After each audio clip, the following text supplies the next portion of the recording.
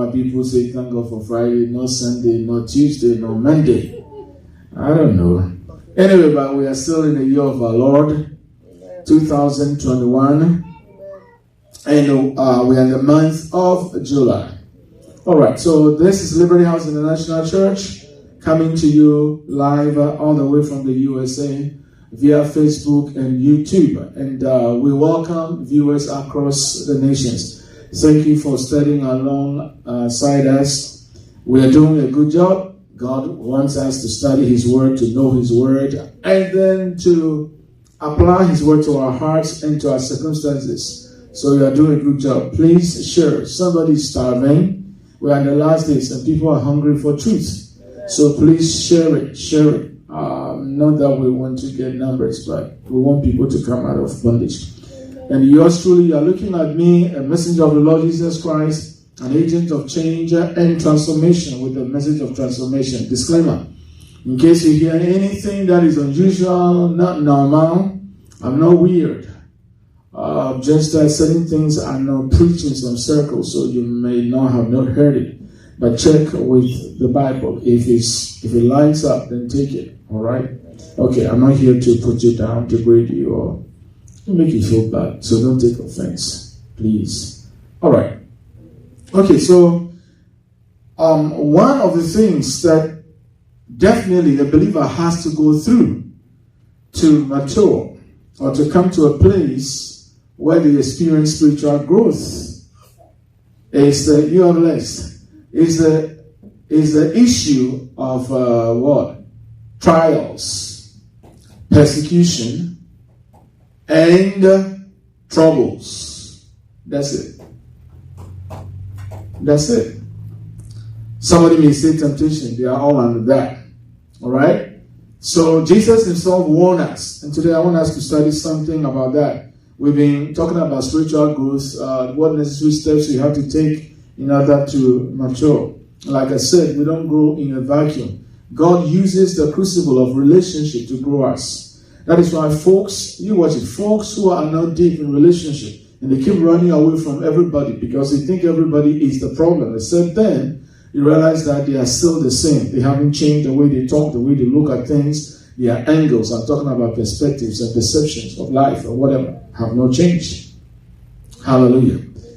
God created us, or we were birthed into relationship. And God wants us forever to remain in relationship. It's never over. All right, so we have to learn it now and do it well. So your mom and your dad, or whoever took care of you, whatever, but first it took a relationship. And when even this earth is over, when it's purified by fire, and we get to live here again, still we'll be in an everlasting relationship with the Father, the Son, and the Holy Spirit. And the Bible says that we are not going to have need of any light, because what? Jesus is the light, and that's all. Hallelujah. All right, so we'll forever be in relationship. If you look at around us, where you work, where you go to school, your home, and stores. Can you please reduce the AC? I think 72 will be fine. Thank you. Everywhere around us, we are dealing with relationship. Are some people annoying? Yes. 110% I agree, they are annoying. Are certain things, dealings with people frustrating? Yes. Can we talk about, disappointments dealing with people? Yes, 120%. But that doesn't mean that we have to stop relating to people. Has trust been violated? Yes. So many times. One person, no. Several people, it's happened. But we still have to relate. Because that is what God uses to grow us. Now you have to understand this.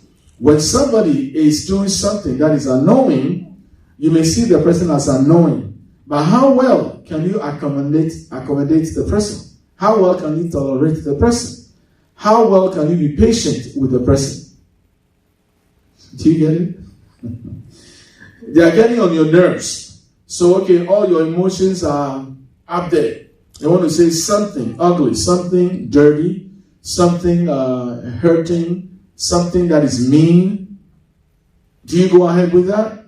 So even though whatever is going on is annoying, all that, you see, God is using that. He's not behind it, but He's using that to prove what is in you. So the quality, the good thing that is in you, the virtues of God in you will come out. Hallelujah. And it's amazing how the scripture says the goodness of God leads to repentance. The goodness of God leads to repentance. So even though the person may be harsh, may be mean, may be ugly, may be all kinds of things getting on your nerves and all that, yet still God expects us to be good in that situation to the person.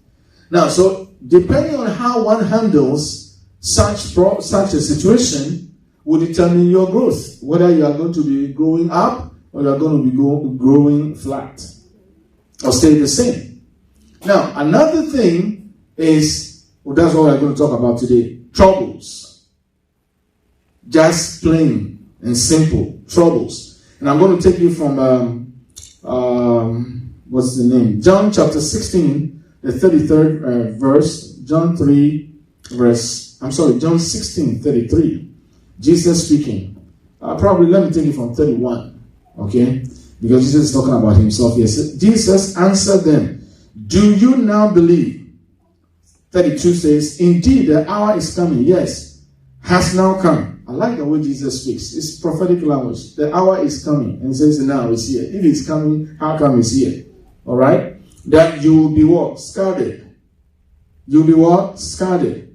So when he said the hour is coming and now is, prophetic language, terminology, you'll be scattered, referring to the disciples who would forsake Jesus Christ.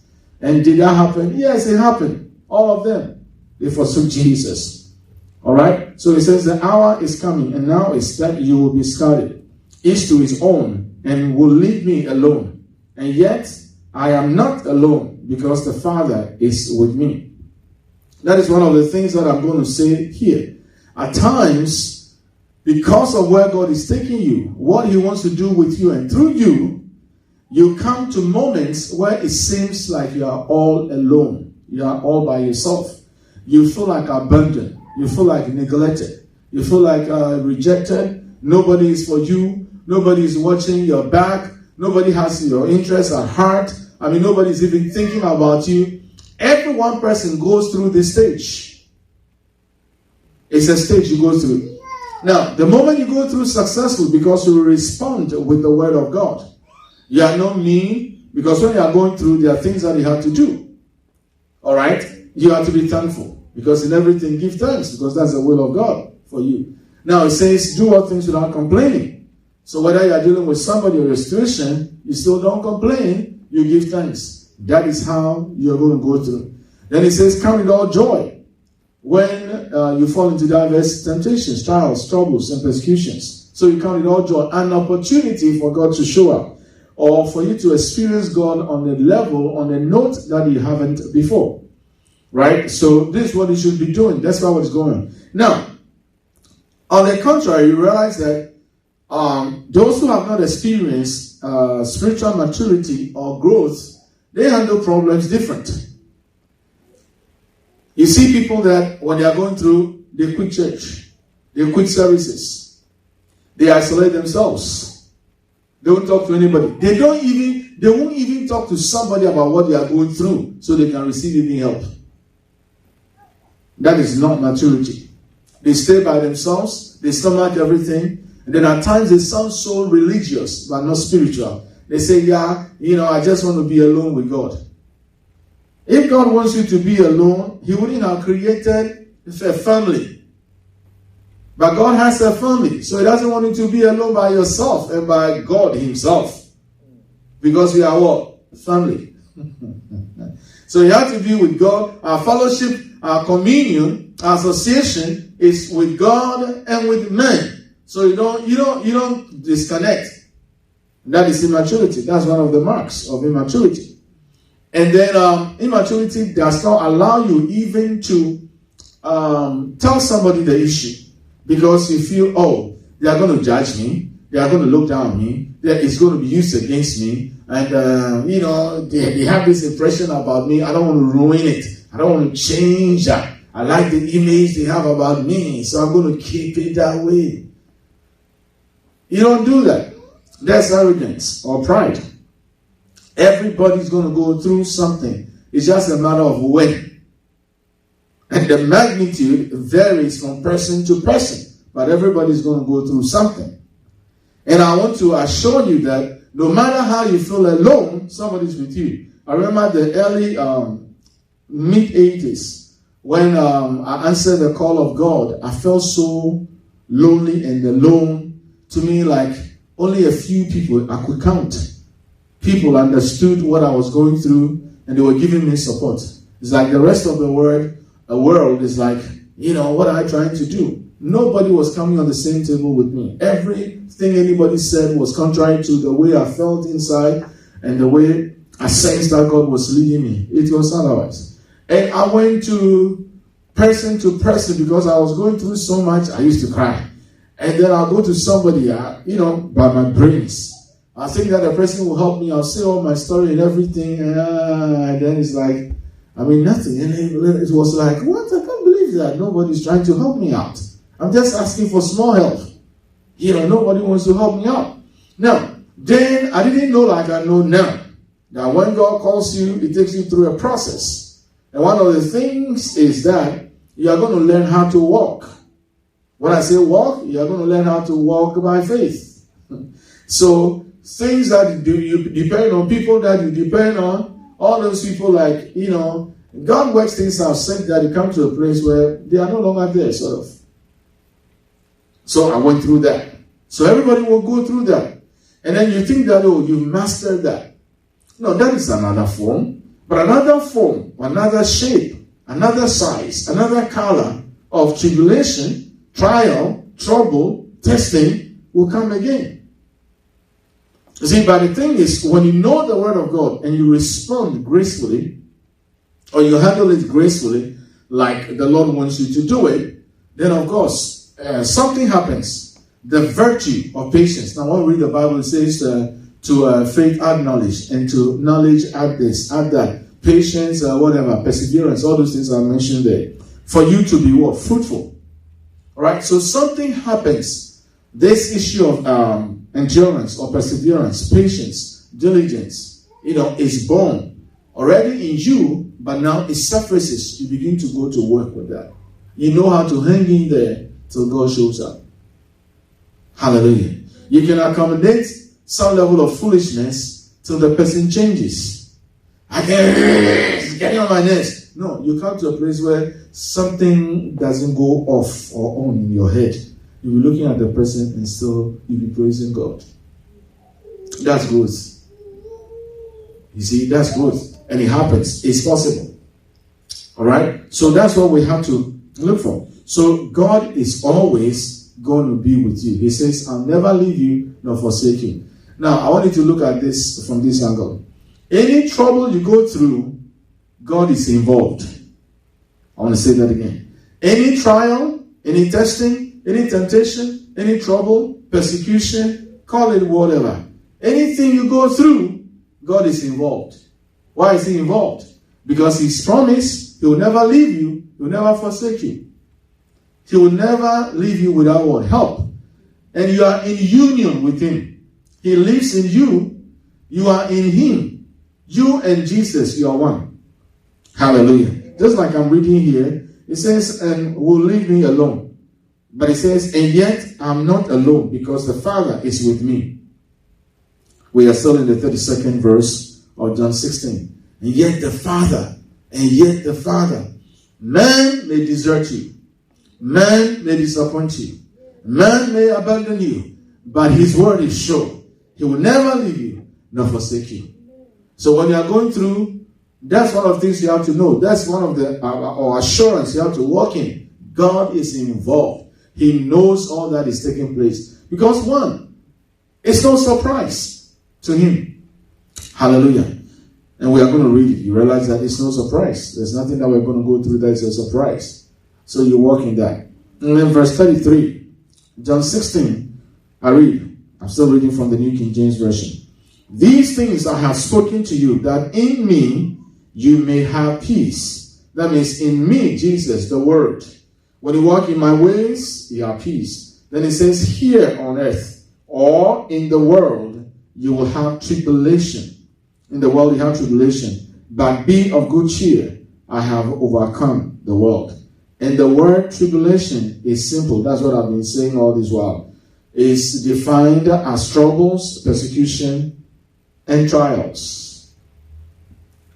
Troubles, persecution, trials. Some of the persecution that what's the name? The early apostles received. They were very harsh. They were thrown into jail. For doing nothing. Just obeying the Lord. But God always delivered them. Now, in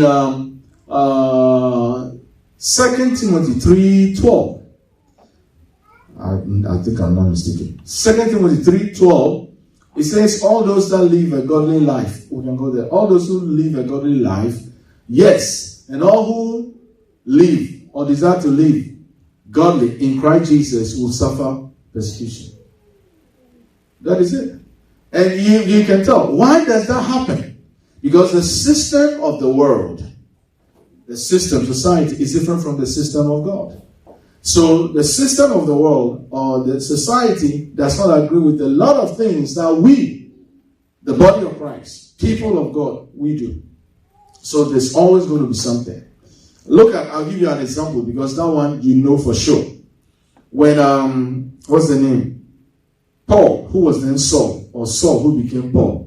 It's interesting, I always look at his name. Only one letter was changed. The first letter was changed, S, and then it was replaced by P, and then everything stands the same. So Saul, look at that. He was persecuting. I want you to see the level of persecution we are talking about. When he said tribulation, persecution involved. So Saul was persecuting people who were calling on Christ Jesus, or followers of Christ Jesus. What was he doing? Some suffered death. That's serious. That's the level of persecution we're talking about. All right, so do we run away from that? No, we embrace it. We run into it. Knowing that we are on assignment, we are on a mission, and we are not alone. He is with us. He will glorify his name. It's so beautiful. Peter was thrown into jail. He was released. Then instead of running for his life, no, the angel said, stand here, preach. He stood there and he preached the gospel. You see, but if one is not matured, one has not grown spiritually, you're not going to do that. Paul and Silas, in Acts chapter 16, they found themselves in prison. Now, Silas didn't say, Paul, you see, this is what? True no business of yours. You think you are the only one who hear from God. I mean, you always keep saying the Holy Spirit, the Lord is doing it, the Lord is, look at where we are now. If the Lord is leading us, why are we in prison? He didn't do that. Why? Because he's been with Paul. And he's realized that Paul is not spooky. Paul is not immature. Paul hears from the Holy Spirit. And then he himself, he has experience, with the Lord. So they knew they were in the right place. Look at how they handled the persecution. Look at how they handled the trial or the temptation or the trouble. The Bible says they prayed and sung. Hallelujah. They prayed and sung. In Acts chapter 16. Then verse 25, the Bible says, at midnight, they prayed and sung. And then the prison doors were open. Do you get it? That's how to handle issues. You don't begin to say, the one who is not mature, the first thing is like, what did I do? God, why me? Why am I going through all this? You said I should go here, and I went. You said I should say this, and I said it. You said I should say that side. Then why is this going on? No, that is immaturity. Hallelujah. You see, and I'm going to touch on something that will bless you so much. When you come to this place of maturity, when things are going on, your mind may not know how. You may not be able to figure out when it's going to end and how you are going to get out. But something deep within you, the Holy Spirit, He gives you an impression, a witness that this is even over before it was scheduled. There is a way out. You are victorious even in this situation. Now, when you look at Genesis 39, what's the name? Joseph, even though he had no luggage, he had no change of clothes, he was sold just wearing what he was wearing because he was stripped of his robe. Bible still says he was prosperous. God with you, you with God, you are always victorious. He was prosperous. And that's what we are talking about. So, you were prosperous, you were victorious before the trouble showed up, before the trial showed up, before the persecution showed up. So, you are still prosperous. Why? Because the prosperous one, or the one who causes people to prosper, the one who has scheduled or blessed us with prosperity is in union with us. So it doesn't change. Just like every day you have your nose on your face, every day you are working in prosperity. You have to know what to do. You are working in victory because you did not manufacture victory. You didn't buy from any store. It was through what? Your faith in the finished work of Jesus Christ. So far as you keep your faith in Jesus Christ, the victory is just like you plug a machine in and you turn it on and it's working. You have to what? Unplug it before it stops working. So far as you are plugged in by faith, that's it. You are victorious. You see, that is why you look at people in the Bible, they go through issues, and yet look at Stephen. Acts chapter 7 is another good example. The guy was being stoned, but the guy was smiling and was looking at heaven and saying nice things, and even asking for forgiveness for those who were trying to take his life. That's maturity. That's maturity. Hallelujah. This flipping thing, if you keep flipping, leave it alone. A Christian shouldn't be flipping, right? A Christian shouldn't be losing it. Hallelujah. Okay, so that is how we conduct ourselves. That's how we handle ourselves. So Jesus himself said, in this world, or in this life, you will go through what? Troubles, trials, persecution. Hallelujah. I think, let me see if I can give I think the examples are enough. Let's see what 1 Thessalonians 3:3.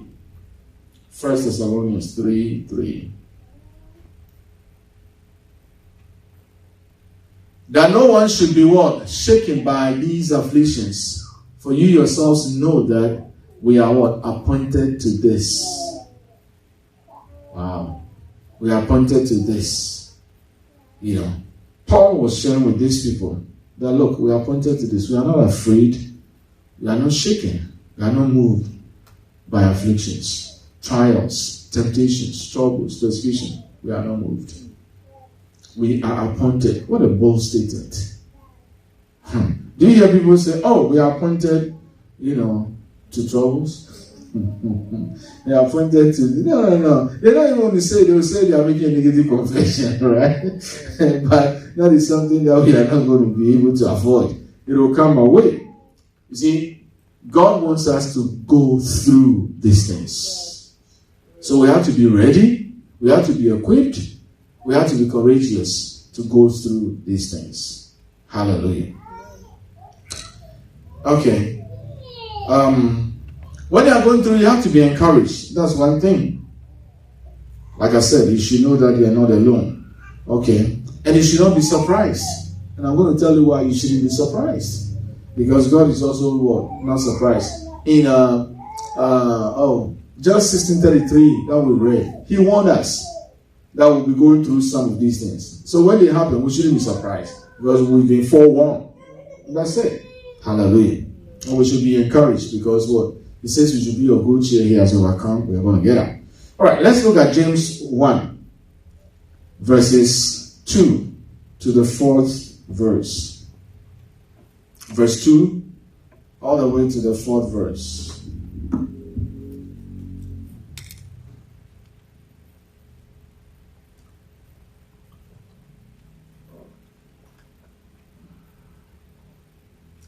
This is live. Hallelujah. Okay, so we are going to read. Hallelujah to Jesus. Let's first remind ourselves, when Jesus talked about persecution, what was he talking about? Trials. What? Okay. So trials, troubles, tribulation, persecution. Okay? So look at this one. It says what? My brethren, count it all joy when you fall into various what? Yeah. Various troubles. Troubles come in different colors, you know that? Not colors that we like, shapes or forms, troubles. They come in all kinds of sizes and weights, trouble. That's what it is. Now, but it says we should what? Come with all joy. See, I like the way the New Living Translation says it. See it as an opportunity. When troubles come, I'll just read what I have. Let me read what I have. Oh, you guys want to see it? I'll read what I have so you don't have to turn to it. Dear brothers and sisters, when troubles of any kind, so I was thinking whether I should title this Any Kind of Trouble. So I have it down here, Any Kind of Trouble. Because it says, dear brothers. Now, in the original, it reads brothers, Greek brothers, no sisters. But have you realized that God refers to all of us as what? His sons? Whether you're a female? Yeah, but at times when we're talking, we say, we are all sons and daughters of God. No, because in His presence or before Him, there's no female, there's no male. Even though still, He says a male and a female should come together as a husband and wife. But you have to understand these things. Okay. That's God. So it says, dear brothers and sisters, when troubles of any kind come your way, consider it an opportunity for great joy. An opportunity for great joy. Okay, this one is a bit challenging. The joy of the Lord is our strength. And most of us, we wait for something great to happen, occur. Then we are happy, Then we are all smiling, we are jumping around, and we are laughing, we are clapping, we are calling people and all that. But look at what it says here. When you are facing troubles of any kind, when they come your way, then you have to see it as an opportunity for joy. So it may not be $1,000 check, but that's the time you should be jumping about. Like you receive what? $1,000 check. Interesting. Then he goes on to say this, verse 3. For you know that when... let me break this down before I go through. The word that is used there, King James, the trials. Let's go to verse 2, please. My brethren, count it all joy when you fall into various what? Trials. Trials also mean temptation. Temptation. And so we'll be looking at that too along the line. Trials also mean what? Temptation. So somebody will say, Pastor, I don't know how the devil has been tempting you. The devil has been tempting you. You are bigger than the devil. Amen. And whatever the temptation is, you are bigger than that temptation. Okay, and we are going to now find out what God says about the temptations or the trials that we go through. All right? Because it's about our faith or our trust in God. That is what on the line. Okay? So trials, when we talk about trials, we are talking about temptation. Okay, we are talking about adversity. We are talking about difficulties. We are talking about, what is this? Misfortunes. Yeah, misfortunes. I'll go over that again. We talk about temptation. Trials here. We're talking about temptation. We are talking about adversity. We are talking about difficulties, misfortunes. Wow. Can you hide? There's no place. No place. But the good thing is, God knows that we have what it takes to overcome all these things. Because the Lord knows how to deliver the godly out of what? Temptation. Hallelujah. The Lord knows how to deliver the godly out of temptation. Let's look at 2 Peter 2:9. Before I go on. We haven't finished with this, but I want to state that so somebody will not be discouraged. Know that there's hope. Hallelujah. So we are looking at what? 2 Peter 2:9. Then the Lord knows how to do what? Deliver the godly out of what? Temptation. and to reserve the unjust and the what? Punishment for the day of judgment. So God knows how to deliver what? The godly out of temptations. So when you are going through, that's one of the things I would say to yourself. I'm not alone. He's with me. He's involved. And he's the head. I'm not. He knows the way. As a matter of fact, he's the way. And so far as I remain in him, I'm out. Hallelujah. That's how simple it is. But, when people are going through, their brains become fried. Is that the right, phrase to use? They become all worked up. They try this, they try that, they try this, they try that. Excuse me. They even forget that they have help. Who is the helper that I'm referring to? The Holy Spirit. Who knows everything. He will guide us into all truth. So the moment you are facing through, you are going through something, you are facing an issue, you have to just stop. Like the Bible says, be still and know that I'm God. You have to relax. Don't look at the situation. You see, we always handle things wrongly. I'm talking about those who are not mature. They handle things wrongly. The Bible says, we do not look at the things that are sin. Then when you tell somebody during that, they say, but what do you expect me to do? I'm seeing it. I'm feeling it. Look at it. Look at it. It is here. And he said, what? Temper tantrum, right? Drama. That is not going to help you. It says, we do not look at the things that are sin, but the things that are what? Unseen. So if you are not doing that, then the way out is not going to be visible to you. It's there. Look at the children of Israel. They got to the Red Sea. What are they were doing? Remember, complaining. We are going to Moses. That's it for you. Why have you brought us here? But Moses turned to the Lord. And the Lord said, Moses, why cry unto me? Go forward. Stretch the rod over the ocean. You get it? And that's what we do when you are going through. David, he said, what time I'm afraid, I'll run to the Lord. I'll trust in the Lord. I'll trust in the Lord. So you run to God, you don't run away from him. You go to him. You have to be quiet. You have to be quiet and listen within, because the Holy Spirit is within you. And then he tells you what move to make. He tells you where to step, and you step. He tells you who to call, and then you do so. That is the way out. I've seen this before. I know what to do. Oh, the other day I had a testimony. No, someone was going to do this, and then it's also that. No. You see, your way out will be different. That's it. Your way out will be different. Hallelujah. Let me share this with you. Joseph, when you read Genesis, in one of the chapters, after interpreting the dreams to the Pharaoh's, the baker and the burglar, he said, when you go, remember me. When the way he said it, I realized, now this thing, he's come to the end of himself. He said, remember me, for I've done no wrong that I'm put here. It got to him, the situation got to him. He's come to the end of himself. Remember me. Help me get out of this mess.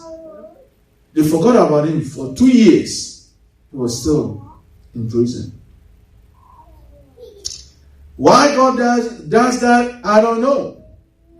Why he can get you out. I mean, in no time, but he allows you to face the situation. It may be a situation, and over and over and over. The guy was in prison 2 whole years. Then Pharaoh had a dream.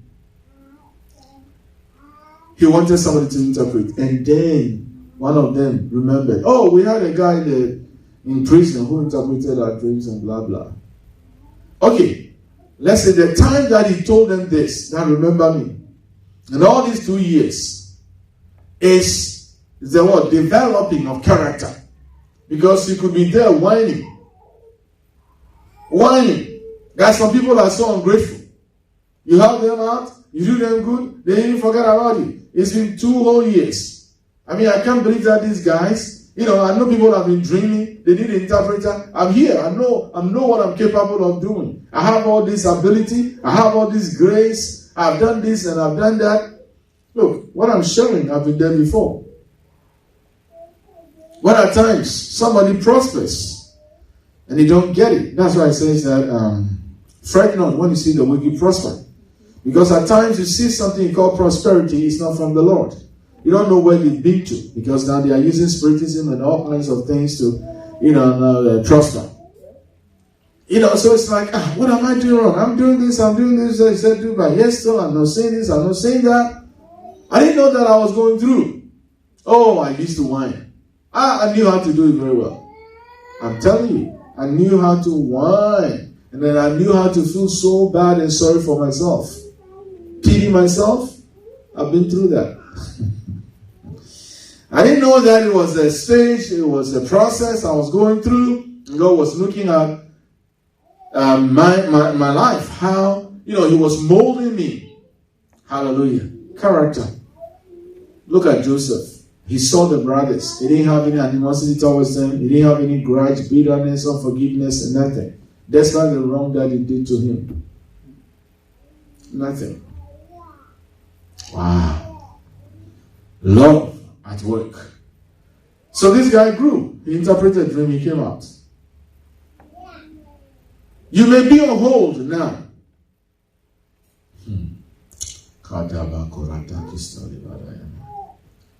Don't be in a hurry. Don't rush. Just stay put. Hallelujah. God knows how to deliver the godly out of temptation. Hallelujah. Okay, let's go back to the what's the name? We're reading James 1. So let's go to now verse 3. It says, for you know that when your faith is tested, your endurance has a chance to grow. Knowing that the testing of your what? Faith produces what? Patience. The testing of your faith. Now, just like the classroom, everything you learn, you are going to be tested. You are going to write an exams about it. So in the faith, the same way, anything you learn from the word, you are going to be tested. Why? Because God wants us to grow up to be conformed to the image of His dear Son, according to Romans 8:29. So the testing of your faith. Why the testing of your faith? Whether you are going to stand or fall, it depends on your faith in the Lord. Whether you are going to make it or not make it, it depends on your what? Faith in the Lord. Hallelujah. Jesus said, have faith in God. You have faith in God, have faith in me. Hallelujah. Whether you're going to touch lives or not, it depends on your faith. Whether you're going to be productive or not, if you're a child of God, it depends on your faith. You know that there are some people who are not born again like we are, but somehow they believe in God. They believe in God. They believe that it's God who is up there. I think it's referred to as the man up there. I know there's some power somewhere who is behind me, who is helping me out. You see, they trust in Him, but in a way that probably don't even know that they are trusting in Him. Because you can stumble over some of the principles of God. That is possible. There are people, okay, let me say this. There are people who are not born again, and they walk in respect towards others more than some people who are even born again. But that's a principle. Honor all or respect all. So if this person, though, is not a church person, but somehow they feel they have to respect people. They are doing that. They are walking the principle of God. That's what it is. Hallelujah. Amen. So the testing of our faith, the trying of our faith, your endurance has a chance to grow. So if our faith is not tested, then are we growing? No. So that is why troubles, persecution, temptations, all those things, they are good. They are good for us. Somebody can say, oh, you don't know me. Me, I'm a very cool guy. Me, I'm a very kind. I'm very patient. And then, so ask them the question, have you been tested before? How do you know you are patient? You are patient. How do you know? One has to go through a test, a situation, where your patience is really tested. And people say this guy is really trying my patience. Yes, that's the way it should be. It should be tested. And God places us in places, in positions where we go through all this. It's going to be for life. Because maturity, spiritual maturity is an ongoing what? Process. Yeah. Hallelujah. Amen. God can use your own mom, your own dad, your own sibling, your own friend, your own whatever. It can come from any uncle, your school teacher, and whatever. Everywhere. You realize that when you are trying to avoid someone who think, oh, he's a problem, she's a problem, then you take yourself somewhere, and then you meet a sinner person, oh, I thought this is worse. I should have even this. Yeah, because God wants you to grow up. And He knows you can handle it. Hallelujah. Amen. Okay. So don't forget about patience. Or the word for patience is what? Endurance. Patience or endurance. Don't forget that. That is key. You have need of that. You have need of that. Why that? Because, you see, I don't know if you realize this. We all have our timetable. Have you realized that? We have a timetable. We have when we think this should happen for us, this should be accomplished in our life, this should be done in our life, and all that. And how we got to that place, it amazes me all the time. Because we didn't create ourselves. And I know that the average person doesn't work with the Holy Ghost, the Holy Spirit, to tell them that, in 2021, this will happen in the month of March. And then, when you are coming to the close of 2021, you see, you are going to come across this person, that person, and so do this. That's the time that if you think about traveling, that's the time when you think about what? Entering into business, that's the time. Those things are not there. We can only know these things as the Holy Spirit, who knows the future, or who knows the very heart, the counsels, the purposes, the plans of God for our life, can reveal to us. And normally He's the last person that we relate with very well. Let me press on to let you understand what I'm talking about. We have friends, earthly friends that we call. We make sure we talk with them. We make sure we meet. Wherever we are going to meet, we meet. We make sure if we don't talk, now technology, text. We do FaceTime and all those things. We make sure we set a time aside to be with these people that we are relating with. Two of us. Yeah. Now, how many people do the same with the Holy Spirit? We go. Then something happens, then, so the Holy Spirit. Or it's only when you're in trouble. Jesus. You forget about Him. See, so that is one of the reasons why people look. Okay, I shouldn't say it. I was going to use hot mess. I like using that. People look disarray. People look disarray or shaking when they are going through. You see, because they have not spent time in the book. They have not spent time with the Lord. There's no fellowship. There's no downloading. Even though the way out is already there, they don't know it because they don't go to Him to know it. So then the struggle begins. Don't do that. Spend time. Know the Holy Spirit. I always tell people, I don't have magic. I say, look, read. Just take the trouble. Read. This week, I think I've spoken to 2 people that I was telling them the same. I said, just read the book. Read this book. Read that book. Read this. When I say the book, I'm referring to the Bible. Then I say specifically the New Testament. You want to know about Jesus? You don't know about the Holy Spirit? Then, look at how Jesus related with the Holy Spirit. Look at how He taught people to relate with the Holy Spirit. So you look at the immediate followers of Jesus. And those that even the apostles, the immediate followers, read that. I said, look at that. Then you're going to have some understanding. You understand how the Holy Spirit, works and stuff like that. But people think, they should just walk around and then, we are growing. I've been to service a couple of times. I'm growing. No. There's something that you have to do. Or there are things that one has to put in place to experience what? Growth. Hallelujah. Don't just experience trouble.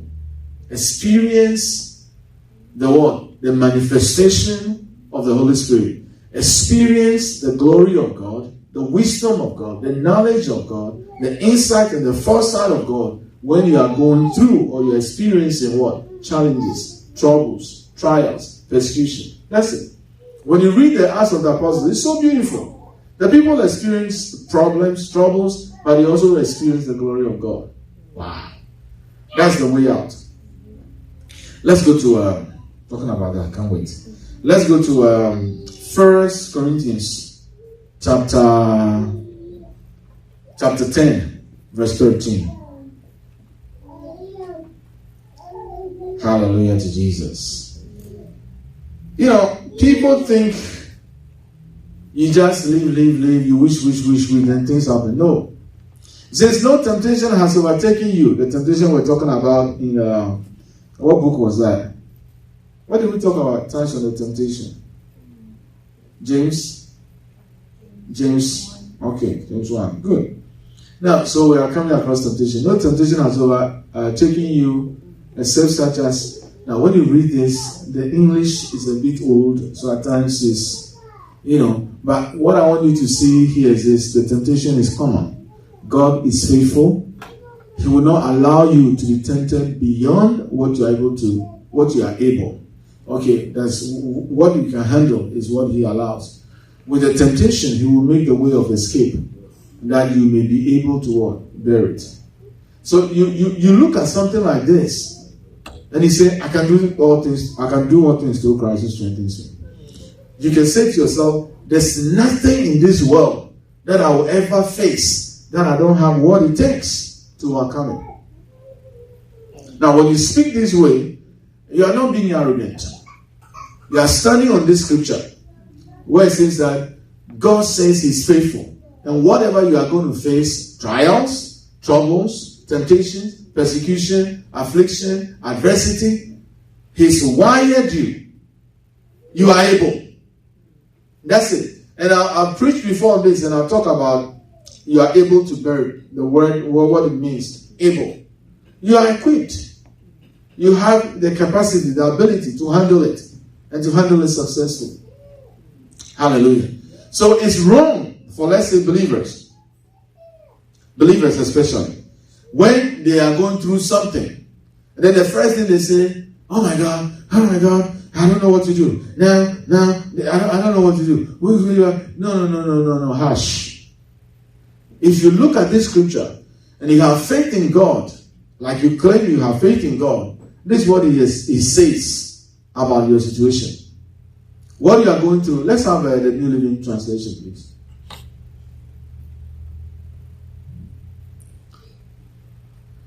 The temptations in your life are no different from what others experience. So somebody has experienced whatever you're going through before. And God is what? Faithful, dependable, reliable, trustworthy. He will not allow the temptation to be more than you can stand. So, because God knows your pressure point, He knows what can break you. He knows how much you can take. Just like a good mother, when they are feeding their babies, they know how much the baby should have. So, they measure everything. If it's the milk that you are drinking, it's already measured. And then they stop. You understand what I'm saying? A mother can do that. A parent can do that. How much more God? He knows what you can take. And He will allow you to go beyond that, or whatever comes to you to be bigger than you. Whatever trial, whatever form of trouble, whatever temptation, persecution, adversity, whatever you face, you have to say this to yourself: I'm bigger than it. Because greater is He that is in me than he that is what? In the world. So you always have to say, I'm bigger than this.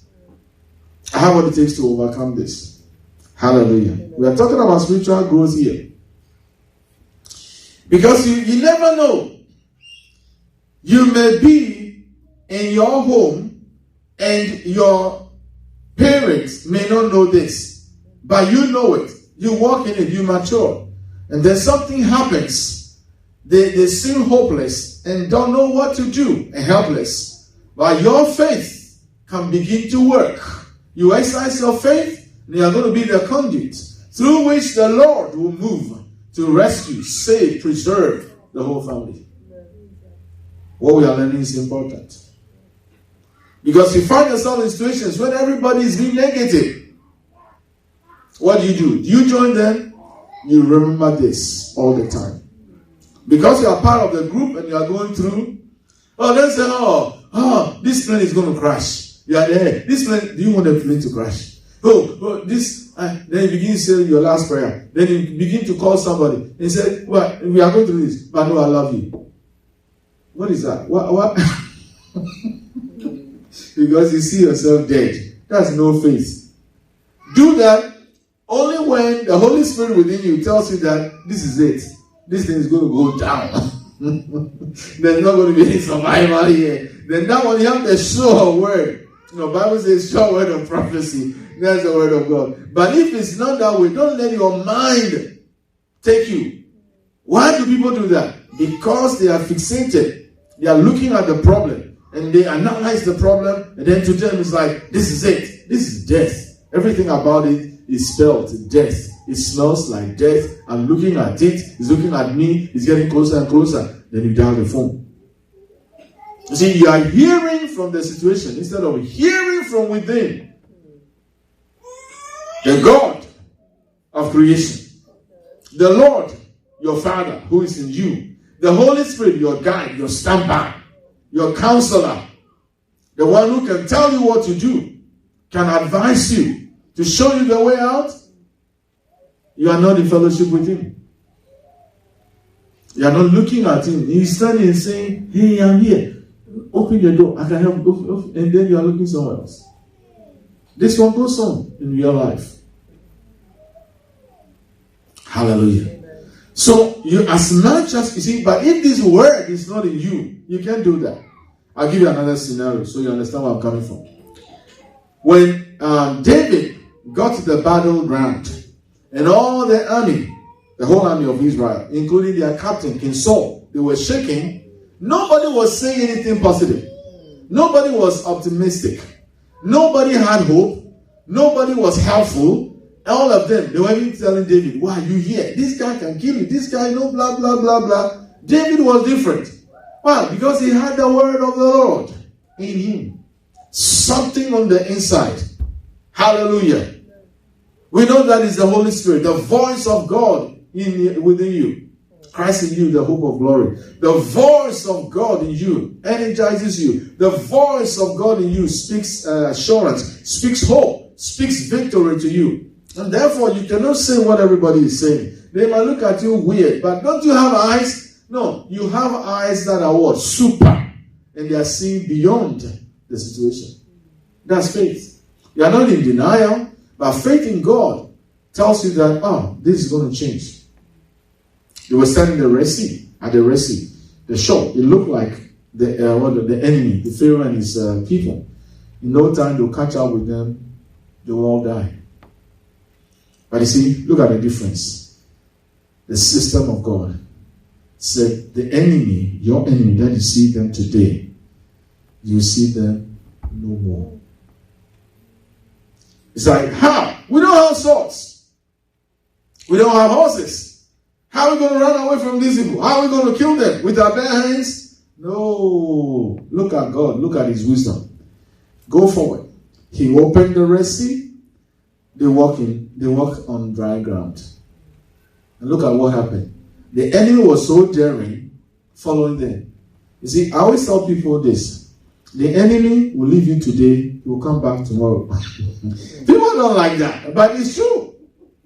He's never ever going to leave you alone. He's always coming back. And I use this analogy because back home I realized that we were trying to keep mice away from certain things at times. So you cover things well. But if a mouse should get some small hole and get inside or somewhere, anything that is covered, you realize that, they'll be going around it to look for a way, that it can get in.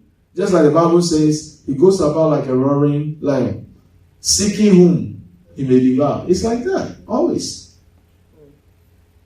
Look at the wisdom of God. They got into the Red Sea. They were walking. Then all of a sudden, they turned around, they saw their enemies, and they panicked. That's all we do at times. So like I'm saying, troubles come in different colors, shapes, sizes. They were standing at the Red Sea, they thought they were going to die. Okay, the sea opened up. So, a sigh of relief. At least now we can get away from this. Then all of a sudden they heard some noise. They turned, wow, our enemies. Hot pursuit. But little did they know that God was trying, the way he said, the Egyptians that you see today, you shall see them no more. He was bringing them to a place of victory. The Israelites. Do you get it? Absolute victory. They kept walking because he made the way. That's what we have to do. You have to be patient. We have to endure the nuisance, the nonsense, and everything coming from the enemy.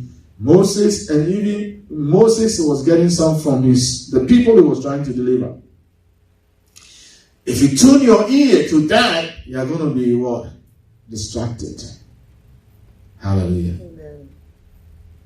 You have to focus on the Lord. Amen. So they kept going.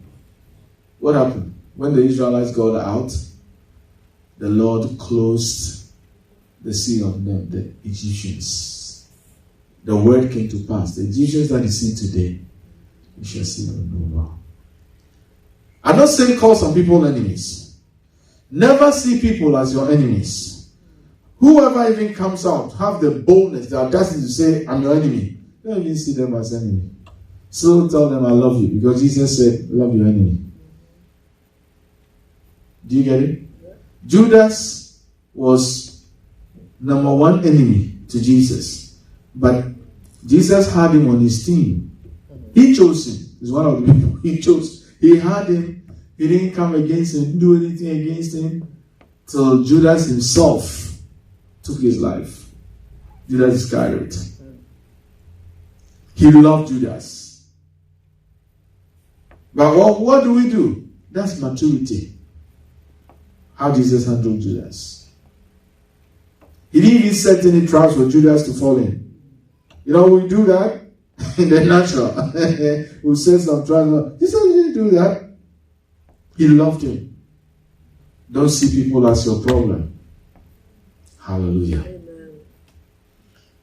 Each time you are going through, certainly there's something that God wants change in your life. He's molding you. He's shaping you. It's called character. There is a way out.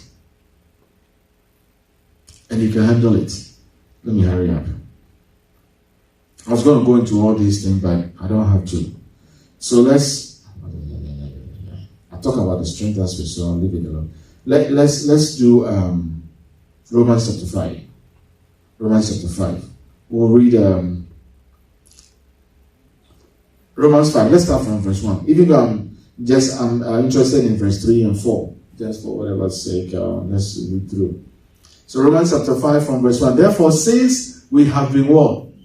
Made right in God's sight by faith, we are peace with God because of what Jesus Christ, our Lord, has done for us. We have peace with God, right standing. And this right standing brought us to a place of ability where we have power over our authority over the devil. We have power over the sin, our sin. We have been guaranteed victory in everything that we will go through because God will always go before us, the Lord Jesus. Okay, let's read on.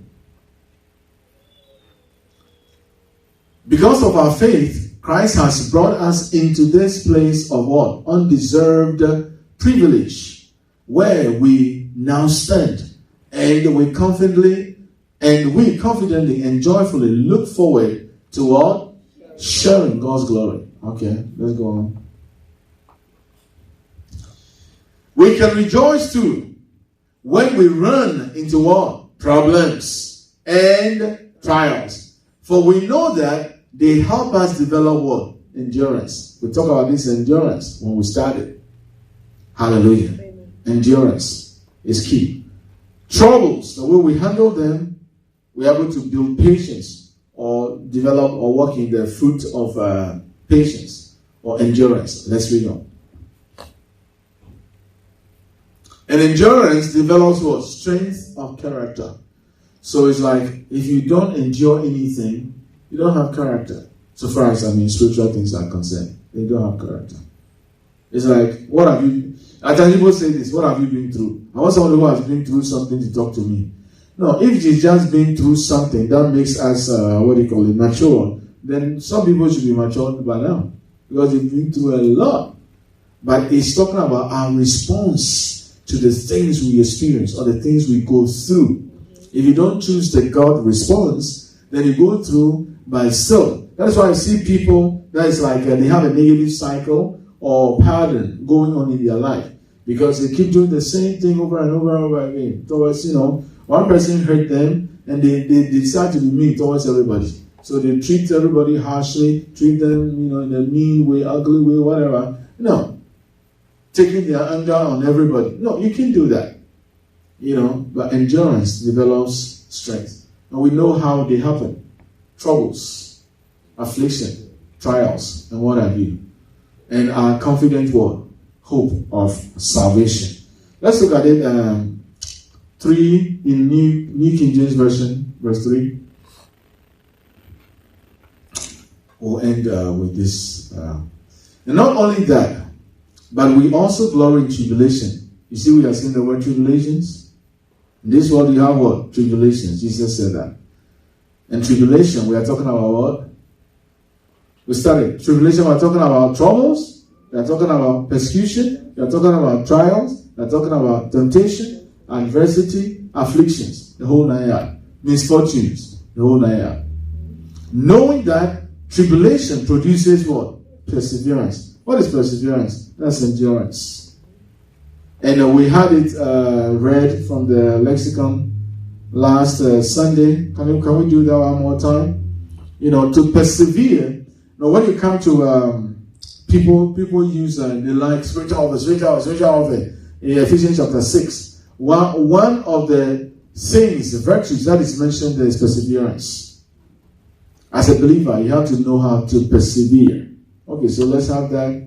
To persevere. Persistence in doing something. In spite. Difficulty. So despite difficulties, delay in achieving success. One more time.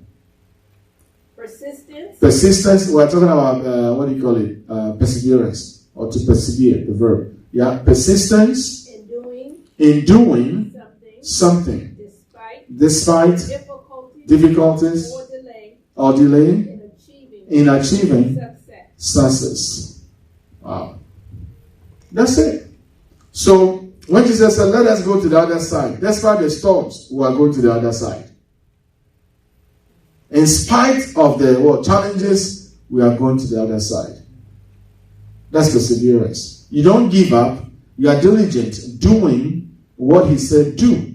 You don't change it because he said do it. You keep doing it till he tells you change it. Hallelujah. All right, so this is one of the things that when we do, we handle it well according to the word of God, like I'm talking about here. It helps us to what? Develop or grow spiritually, to become mature. So God can use us. It doesn't matter how we pray. God use me. At times I think he's looking at you. You think I don't know how to use you. You are not at that place yet. You are not yielding. You want me to use you. When I tell you to sit, then you are running. When I tell you to now run, then you say, no, I'm tired. I want to sit.